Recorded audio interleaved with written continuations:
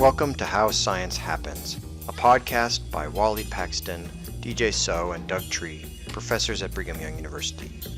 In the podcast, we bring you stories of cutting-edge science as told by world-class scientists and engineers from around the world who are on the front lines doing the work.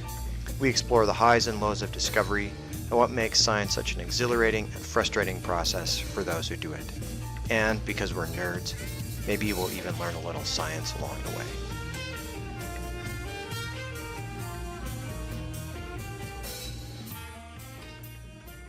All right, welcome to another episode of How Science Happens. I'm Wally Paxton. I'm here with my friends Doug Tree.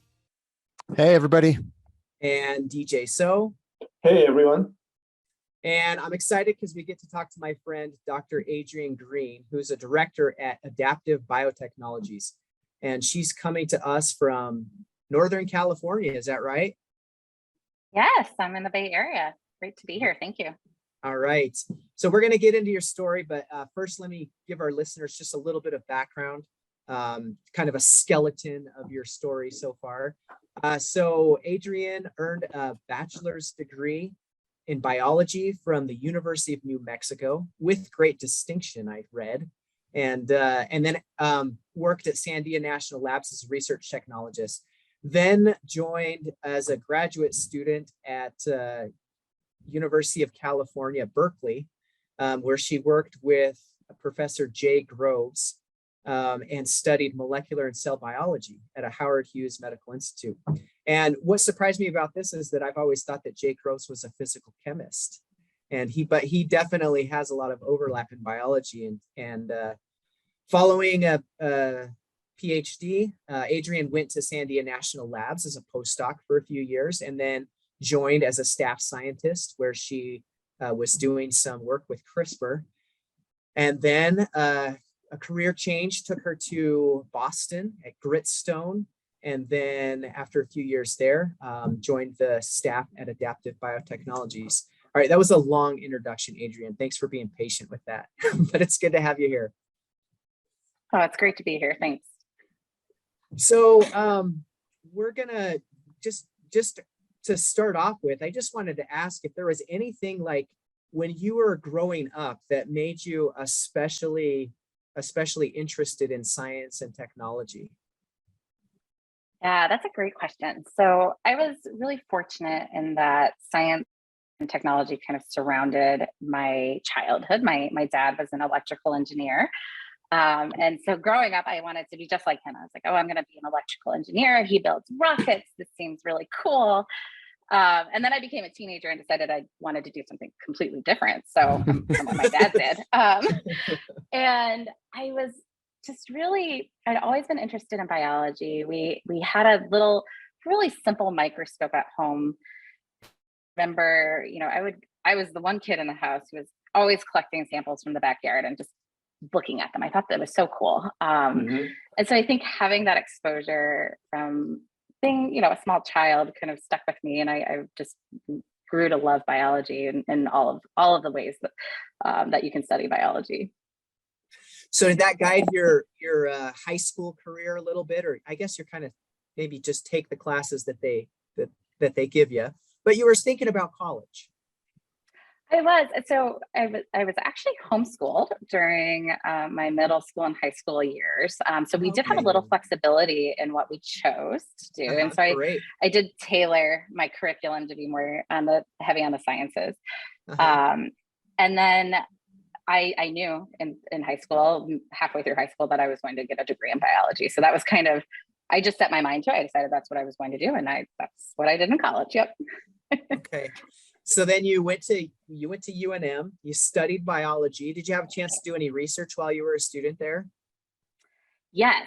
And this was before there were a lot of readily available internships. And so I spent about a year trying to find an internship. And I was working and putting myself through college. So I was hoping to find a paid internship, right?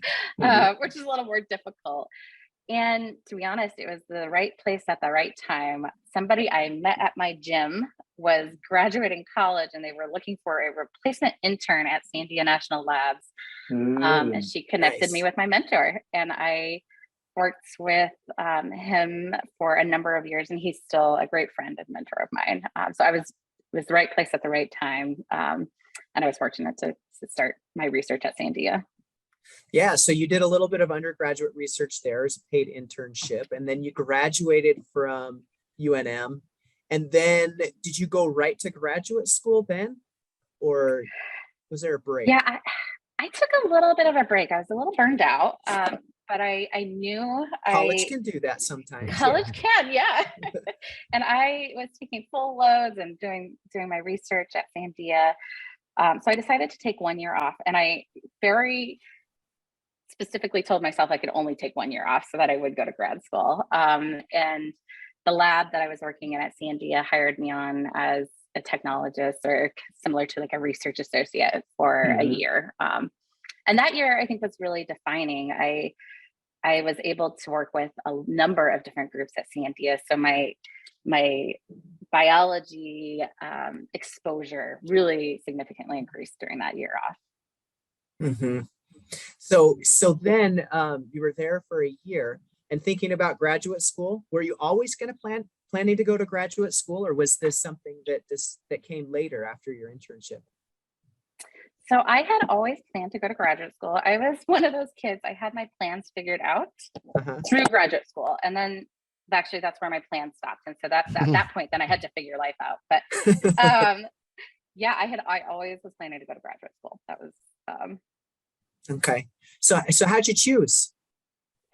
That's a great question. I wasn't sure, especially coming from, I had a homeschool background. I had a really unique kind of educational background. So I just wasn't sure how competitive my application would be. So I applied. I kind of took the rule of thumb at the time where you applied to a couple of safe schools, a couple of middle schools, and then your reach school. And my reach school was Berkeley. I knew a lot about the research program. I loved the Bay Area, and I'd been exposed to Sandia National Labs out in the Bay Area also, and so that was kind of that was my goal, was to try to get to Berkeley. Yeah, you're swinging for the fence. That's yeah, great. Exactly. And so, did you have an idea who you wanted to work for, or what you wanted to do when you got there pretty well, or were you just, once I get to Berkeley, I'm going to figure out which direction to go? That is a great question. So a lot of my undergraduate work was with microtubules and kinesins, so biomolecular motors and their associated filaments. And so I thought I was going to continue working in that area. And I found a couple of professors at Berkeley that did that type of work, and then I did not join their labs. So when I got to Berkeley, I just kept my options open. And I think that there's a lot of value in the rotation program. And I'm one of those individuals, I'm just curious and I enjoy science. So I was open to not working on the same thing that I'd been doing, which opened up a lot of doors. Okay. So you had a couple of people that you were talking to initially. How did you settle on the Groves lab? So you were correct. The Groves lab, he's a physical chemist. And so he was in the chemistry, which wasn't even my department. And I didn't even know of him, but I went to Berkeley, had a number of symposium where they were interdisciplinary symposium to introduce the early students to all of the different work at Berkeley. And I saw a poster being presented by somebody also in my department who joined his lab in the chemistry department. And the work was really interdisciplinary, like I had been exposed to at Sandia. And so I thought, this is great. I'm not just doing biology, but I'm doing biology at the interface of membranes, which is a very chemical approach and understanding the chemistry and the physics behind it. And so I was really excited by that opportunity to learn more in the interdisciplinary space. Well, and you ended up in a great place, but it was not doing kinesin and not at all. No. So tell us just briefly about what your dissertation was. Absolutely. So maybe I'll start a little bit and describe Jay's overall lab, because I've kind of come full circle back to part of what his lab had done at the time. Yeah, okay, so his that's lab great. is really, we'll tie it all together. So his lab was really interested in understanding membrane biophysics and how that organization of receptors and ligands and proteins at the surface of membranes between two cells can mediate signaling. So how cells talk to each other. So the classical model to really understand this is T cells. So T cells use their T cell to engage with antigens or pieces of, say, bacteria or viruses that are being presented on other cells to signal and say, hey, let's come, we have an infection, let's come deal with this. I, of course, didn't want to be mainstream because that was my style. So I decided in his lab, I didn't want to study T cells, but I wanted to study a similar phenomena in cancer cells. So I was interested in understanding how a receptor called FA2 is organized at the surface of cancer cells and how that mediates on oncolytic signaling. So how either the organization can drive metastases or suppress metastases. And so we used very biochemical approaches and a lot of microscopy to watch the dynamics of these proteins and how they signal and how they organize at the surface of the cells and to understand their signaling outputs. So I have a quick question. You just talked about microscopy. So what is the size and what's the size of the receptors you are talking about? I know the cells can be viewed with an optical microscope. Yes, so the receptors they're very challenging to see on a traditional microscope. If you have single molecule approaches, you can visualize single receptors. But what I was looking at was actually how these receptors cluster. So those clusters of the receptors, as they move and they signal and they turn on, they actually form kind of like a bullseye structure that can range between 1 to 2, 3, 4 microns in diameter. Okay. But that's a good question. Actually, traditional microscopy, it would be really difficult to see that at a cell surface. So we were using a type of microscopy called TIRF. So it's a total internal reflection fluorescence microscopy. Yeah. So I was curious because, you observed that under the water environment. And I know that those are really, really small under the differential limit. I was curious how you observed that, but you are observing the clusters. That's the receptor itself. Okay, I got it. Correct. All right. So then you're at UC Berkeley, you're writing your dissertation and you're thinking about what's next. And so now you're at the end of your plan, right? So what happens now? So my plan included, I was graduating after 5 years. I was not going to be longer than 5 years, but then you're right, then I didn't know what to do. So I was really actually tired of being broke. It's expensive in the Bay Area. And so I didn't want like a kind of an academic postdoc that would be really long. I wanted kind of something a little shorter. So I was thinking about different options. I applied to 3 different places. So I applied to St. Jude's. I applied to Theranos, and I applied to Sandia. And I had offers from all 3. And ultimately I chose Sandia, going back to the same mentor, largely because I know how well I worked together with him, how much experience and exposure I could get working in his lab. And I didn't mind going back to working on kinesin and microtubules and more biophysical features of those systems, largely because I knew he was a great mentor. And I knew that was an environment that I could thrive and grow in. So you come back, you're a postdoc at Sandia National Labs, and this was Center for Integrated Nanotechnologies. This is where I met Adrienne when you came back as a postdoc, and so we had some collaboration that was pretty fruitful, and that was a lot of fun. So that you're there, and of course, a postdoc is a temporary position. So what happened next? Because then you're at another decision point. Yeah, and because the postdocs at the national labs, the temporariness is much more temporary than a lot of other postdocs. So the contracts are renewed yearly. So I kind of almost immediately started poking around, thinking what long-term plans I should consider. At Sandia, I think at the time, the percentage of postdocs that they hire on to be staff scientists was, I think, less than 5 or 10%. So I just didn't even think that was an option. Yeah. So I had applied then, I was just poking around, and I'd applied to the University of Colorado Anschutz medical campus.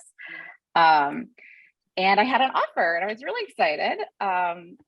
And at the same time, what happened, I had been involved with some CRISPR grants at Sandia, and I was leading some of those efforts for CRISPR-based therapeutics. And I mentioned to my manager, hey, I'm going to be taking this position. And they said, wait, actually, we could find a staff scientist position for you. So, no, don't go. I was like, oh, I didn't think that was an option. So it was a really tough decision. I had my kind of heart set on going to Colorado, but I thought this is a great opportunity to see this grant through. I had great collaborations with Wally, a lot of other scientists. It was making a lot of headway in the CRISPR space, which at the time was really just starting to explode as far as all of the potential uses of CRISPR. So I decided to stay at Sandia and continue my work as a staff scientist. So then you're there for I don't remember how long were you at Sandia for as a staff scientist, because you changed into another division. Yep. And doing the CRISPR work. Okay. For a couple of years. So I ended up moving into the WMD department, so the Weapons of Mass Destruction, Threats, and Aerosol Science group. Yeah. A mouthful. But what was cool about that is we were continuing the CRISPR work, and I was collaborating with material scientists and aerosol scientists to really understand using CRISPR as a biothreat mitigation. And so it was a really fun project, and where I built out my first lab. So I learned how to build a lab, which was fun. Well, kind of fun. There's some fun parts about it, but definitely some headaches for sure. Exactly. And yeah, I was there for a total of, I think, about 3.5 years before I made the next change. And that took you to Redstone. Is that where you went immediately after Sandia? I was doing some consulting. I actually was doing some consulting with the FBI and like a couple of other like DoD style agencies. And then I went to Redstone. So, okay. And this is where it comes full circle. It was just a really cool opportunity to start some work for T-cell receptor discovery. So going back to kind of my exposure to T-cells and T-cell receptors in my graduate lab that I actually never directly worked on. So I think that's a good transition to what's next. So your career path, and this is something that we try and emphasize, is that there's not one path that leads to research science, that there are a lot of different ways to get there. And one of the reasons for that is just the breadth of science and research that you can do. So there's a lot of different ways to get there and a lot of great ways to make a living as a scientist. So this takes you to Redstone. And so at this point, there's a paper that you sent to us, and we could start talking about that a little bit. So all of this work, biophysical chemistry, and then looking at T-cell receptors, and then coming back to kinesin and microtubulin, and then doing some CRISPR work at Sandia, and then you're coming back to the clinical oncology and research on cancer. So that kind of leads to this paper. Now, I'm going to try and read the title of this paper, and then I'm going to give you a chance to kind of break it down for us. All right.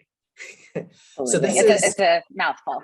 Yeah. So this is a really nice paper in Nature Medicine from what year was this published? This year. So this is recent stuff. And so the title of this paper is Individualized Heterologous Chimpanzee Adenovirus and Self-Amplifying mRNA Neoantigen Vaccine for Advanced Metastatic Solid Tumors. phase 1 trial interim results. And it's those last 5 words that I understand. I've heard of a tumor before. Oh, tumor. Yes, there we Yeah. go. There's a few other ones. No, so tell us about this. This sounds like you're taking what you're doing actually to the clinic, and this is being tested. Yes, it's really exciting work in the field, pretty groundbreaking for oncology vaccines. So I think especially with the COVID-19 pandemic, we've all heard about mRNA vaccines, Mhm. and that really became, up to the forefront of news and more understood during the pandemic. But my company they've been talking about mRNA vaccines for a while, but this is the first widespread use of one that really demonstrated the utility and efficacy. Exactly. Yeah, and I I was just gonna say, Adrienne, maybe for those of our listeners who are maybe less biological focused, do you want to just give us like a 30-second rundown of what an mRNA vaccine is? Because it seems like that's essential here. That is a good question. So specifically in the context of the vaccine that that's in this paper, it's a long polypeptide encoding antigens. So when we're talking about oncology, we know that a lot of proteins get mutated, and that's what causes cells to become cancerous. So tumors are really great at escaping the immune system. So sometimes if we could take that mutation and turn the T cell on to make it recognize it again, then the T cell can go kill the tumor cell. So we're taking those mutations and putting them into a long polypeptide, which is the mRNA vaccine. So basically you are kind of training T cells so they can recognize tumor? Correct. Yep. And recognize sequences that are only in the tumor and not in the normal tissue types. So basically you're using mRNA to train T cells. So basically you are delivering information to T cells with the mRNA. Is that what you're doing? Correct. Yes. Okay. So it's a sequence. Yeah, so I have one more question, because I should have heard about this, but I never heard about tumor vaccine. So this is the first time I heard about it. Because I know that really cool. vaccine. I know that there's vaccine for virus. But what is tumor vaccine? How long has it been out? So the reason you probably haven't heard as much about it is because a lot of trials have attempted to use mRNA vaccines for tumors and for cancer, but it's very difficult. What distinguishes the work is that this is a personalized vaccine. A lot of vaccines for oncology are trying to target, say, the sequence of DNA, that mutation of DNA that might be in many patients, because then you can make one vaccine and treat multiple patients. The problem is they're often not very potent. And so this is a tailored vaccine to the patient, which makes it pretty unique. So here you're going to take the tumor and then do sequencing on the tumor itself so that you can get the parts that you can then go create mRNA exactly for the sequences that are in that individual's tumor, which then should make it highly specific, right, to treating that person's cancer, as opposed to, like you just said, this wide range of people, and where you're then trying to find, well, what is the one common denominator between everybody's cancer, right? But here you're like, bah, who cares about that? If we can make it for you and make it quick, then we can give you this vaccine that should be highly specific for that case. Exactly. And there's some advantages to finding a sequence that can be used to treat multiple patients, right? Because then you can get the economies of scale and just make lots of it. But now if you have to make this for each individual patient, what is it that makes that easier to do now?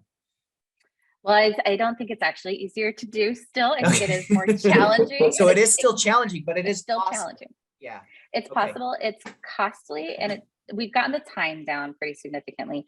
Okay. And that's not to say that the off-the-shelf vaccine won't work. And actually, Redstone has some programs working on off-the-shelf vaccines that could treat many patients. One thing that distinguishes their technology from a lot of these other RNA vaccines is that they actually use, and gets back to the heterologous word in the title. They use a treatment with 2 different types of vaccine. So the sequence is the same, but they're treating the patient with what's called a chimpanzee adenovirus. So that encodes the sequence in a DNA molecule.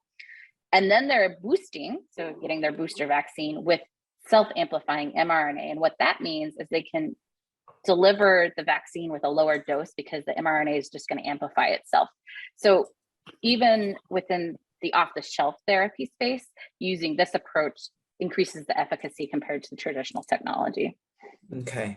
Okay. So it seems like you have to read from, let's say that I have a tumor in my liver and let's say in my lung, let's say that I have a tumor, and you have to read the DNA of my tumor, and then you train your T cells. But my question here is, as far as I know, there's a lot of variant and there's a variant of tumors, even inside my body. So if I have a tumor in my lung and the liver at the same time, then do you have to read tumor RNA, DNA, probably DNA, tumor DNA from both locations then?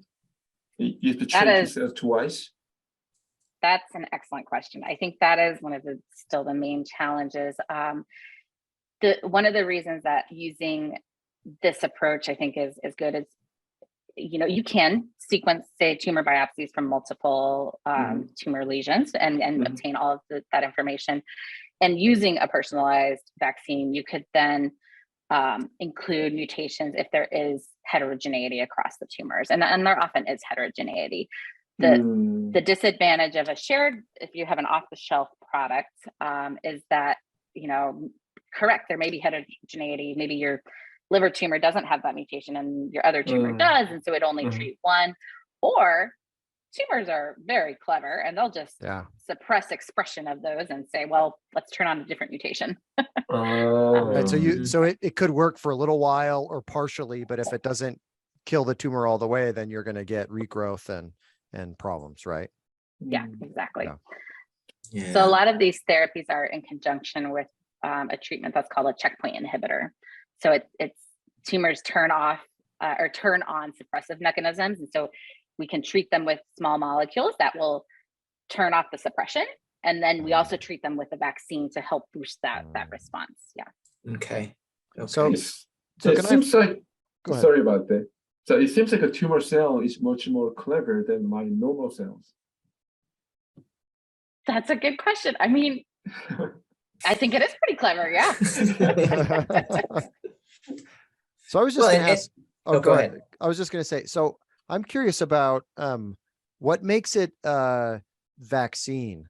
So in the sense that this is maybe just my ignorance. So like there's like treatments, and I always thought of a vaccine as a thing that I guess was a preventative, right? But here it's a treatment. And so is a vaccine just what we use for something that triggers the immune system to act as opposed to like a direct treatment? I don't know if that makes sense, that question. I mean, I think a vaccine can be either a treatment or preventative. I think it's trying to provide immunity or turn on the immune system. Is how I would think about a vaccine as opposed to like a small molecule. Right. Or So as opposed to create, like you could, administer like local drug delivery where you've got something that's going to kill the cancer cell locally or whatever. Right. But that's different here because what you're doing is interacting with the immune system, where the immune system is then going to use its natural processes to attack and destroy the tumor. Right. And so that's I think that makes sense to me. Exactly. Yeah. So tell us a little bit about what it's like to work on a team of 44 scientists across 10 institutions to attack a problem like this. So I came into this project after it had already started. I think it's really exciting. There are so many moving parts. I think one key feature, and I love working so interdisciplinary and across the teams, but one key feature is that you have to have one point person. I think that is kind of making sure and coordinating all of the pieces of data and coordinating the work. so that way it doesn't get quite so scattered all over. And in this case, the first author of the paper was that point person. And what's really neat is then I think that once you start to, there's data in so many different places that when you start to combine it and that point person pulls the story together, you really see how much data there is, how the story is unfolding, and putting all those pieces together, you can say, wow, this is working. We see the efficacy of this vaccine in vitro assays. We see the efficacy of this vaccine in non-human primates. And we see the efficacy of the vaccine in the patient T cells and their tumors. So all of that was done by different groups, but you pull that story together and it's very compelling. Okay. Yeah. So that's why there's so many people, because you have multiple groups who are taking the same vaccine or the same approach and looking at how it behaves in different test settings. Exactly. Okay. I guess the piece I forgot to mention is you have the people who designed the vaccine, which were our bioinformatics group. And so it goes straight from, the sequencing data from bioinformatics all the way to the clinician data. Yeah. And this isn't something that like one small research group could do with a couple of graduate students and a postdoc, right? This is something that requires very specialized knowledge for the preparation of the vaccine, the storage, the distribution, the testing of these, and pulling all of that story together. That's exactly. I recently wrote a proposal called a pre-proposal with the 3 PIs, and it took a long time to write the proposal. So I'd like to ask you, how long did it take for you to write this paper, for this project, I should say?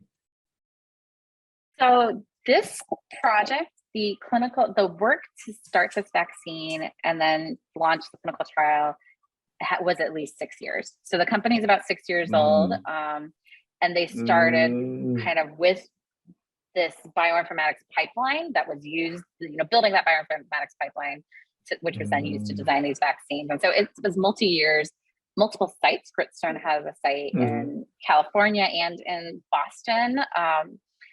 And as you saw, quite a number of different institutions. Yeah.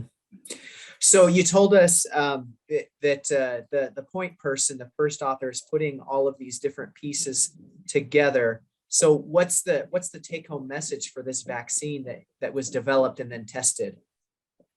Yeah, I think it's really exciting data in that this personalized vaccine shows really early phase 1 trial results that indicate the vaccine is highly potent. So it's inducing a strong T cell response in a very specific way, in the way that we designed the vaccine to do that.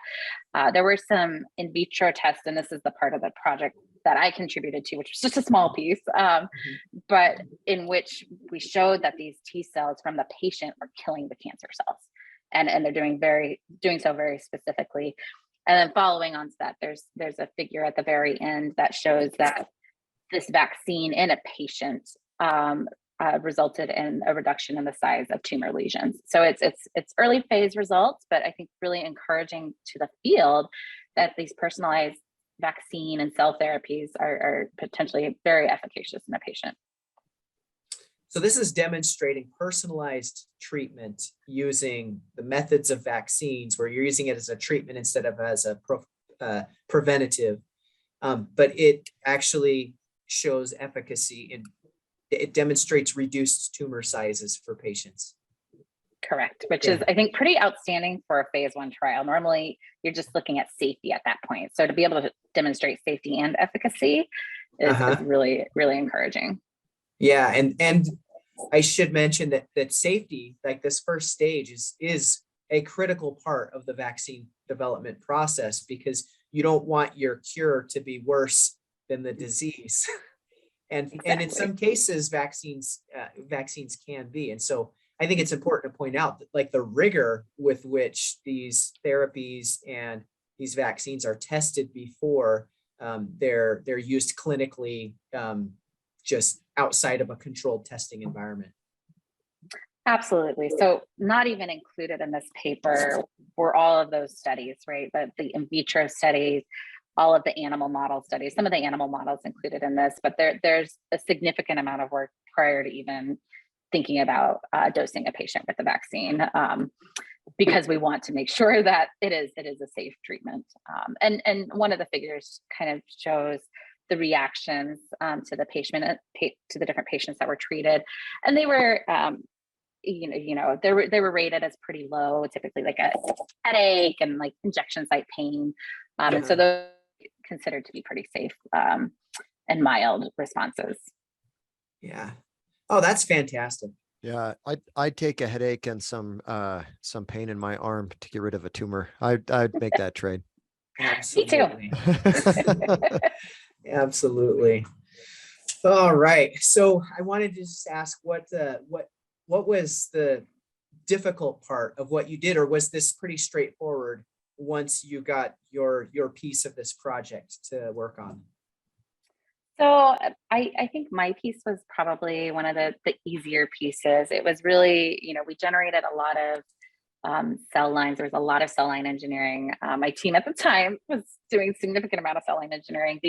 I think the challenging part is that we do clonal engineering, which means when we generate a cell line, you then sort out a single cell clone and you characterize it. And so that really develops a lot of tools. And so then those cell lines were used to test the specificity of the T cell killing from the patients. And so my part was pretty simple. I was really excited to work with the team on this. I think the difficult part is anytime you're working with a patient's T cells, especially a patient on therapy or any oncology patient, is the fitness of those T cells can be challenging to work with. A lot of times the cells are hard to culture because they're coming from a sick patient. But the team had really great protocols in place to kind of grow these T cells in optimal conditions and assess the killing.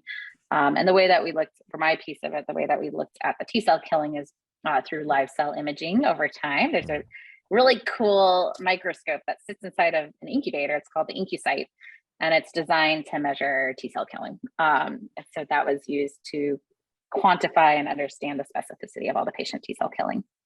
So from this little microscope that you were working with as a kid growing up, right, it got you excited about biology, all the way to now you're actually using some of those, you're using microscopy to do some of this characterization and this really cutting edge research now. That's really cool. Do you guys have any questions? Any other questions for Adrienne before I get to the last one? Yeah, I just wanted to ask, so this was work that was done at Redstone Bio, but then you've since jumped, I think, to another place out in the Bay Area. So I'm just curious about your last hop here. So that was actually probably one of the most difficult decisions. I really grew. I learned a lot at Redstone. I was running my own team by the end. I built a team out. I had a great cohort of other leaders that I learned a lot from. I interacted with the executive team quite a bit. I really respect the company and their work. And I had no intention of leaving. So this was one time I didn't actually think I was going to make a change. But my current company had reached out to me a while back, and I was like, nope, I'm not interested in moving. And then I looked into the role a little bit more, and I realized that the work that we showed in this paper was kind of just a collaboration I was doing with another team. My team at Redstone was focused on discovering those T cell receptors that are in those patient strong potent T cells, and could we use those T cell receptors to engineer a cell therapy product? And so I was working mostly on discovering those T cell receptors. And the opportunity at Adaptive was, it's a really exciting collaboration with Genentech, in which we're taking those T cell receptors and we're making a cell therapy product. And so for me, it was the next step to move all of that work I've been doing into a clinical setting. So I'm running a clinical development lab now. And it was definitely a difficult decision. There were a lot of tears from me and my colleagues at Redstone, but I still am in touch with them and I love their work. But this was kind of twofold for me in that I wanted to come back to the Bay Area, and it's that next step of seeing your research go into a patient. Right, right. All the technical things aside, I would take a Northern California winter over a Boston winter. It's For sure. yes, exactly. But- It's the gloominess. Yeah. Yeah, but the research sounds fantastic, and what a great move for you. All right, so I've got one last question, and I think this will be hard. What could you study if you were starting college again and you couldn't do anything that you've already done? Because you've done a lot of different things. Okay, if you couldn't do what you're doing right now. So that's a great question. I was thinking about this when I saw the question prompt. I think I would go and study music. So I actually thought I was going to get a minor in music. I grew up playing piano and singing. And I was so determined to finish college in exactly 4 years, and getting a minor in music meant I needed more classes than getting a minor in chemistry. So I dropped the minor in music and got a minor in chemistry. Okay. But I think music is something that's always been near and dear to my heart. So I would maybe So tap into that creative side. So what kind of music, like the instruments or singing or like a jazz or the composing? What do you? Yeah, for What do you context, do? Roll, for, what do you for got? context, your DJ also plays piano. He's shown me the A little music. He's bit. got 32-second notes, and I'm going, okay, I you just a know, little bit. Yeah. he's Well, I think you're far ahead of me. I'd have to go to college and get a degree in it to get up to speed with you. But piano and singing probably would be what I would study. And I was trained in with classical. I cannot jazz. Jazz taps too much into the creative side that I don't have. So Okay, but karaoke. Do you karaoke? do I or have I? she's gonna plead the fifth there. Wally. All right. I won't push it. But the first time I ever did karaoke was in a place in San Francisco, and it was a ton of fun. It is a lot of fun. I've done karaoke in San Francisco and New York City, so kind of the two big places. Yeah, that's right. That's right. Okay. Hey, well, thanks a lot for chatting with us, Adrienne. I know you've got a lot on your plate right now, and it sounds like it's a lot of exciting work, and we're just glad that you took some time with us. So thanks for joining us. You can learn a lot more about Adrienne and her work by going to the show notes for this episode and look at this amazing paper on personalized medicine and shrinking tumors using mRNA vaccines. This is How Science Happens with Wally Paxton, DJ So, and Doug Tree. And as always, please remember to subscribe to the podcast, give us a rating. This helps others find the show. And you can find and interact with us more and our guests on Twitter at @HappenScience. And we'll see you next time.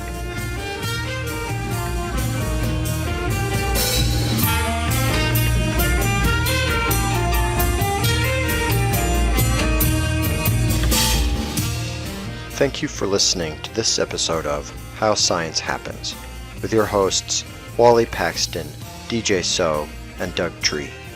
For more information about the podcast, the hosts, or our guests, please visit our website at bit.ly/howscience.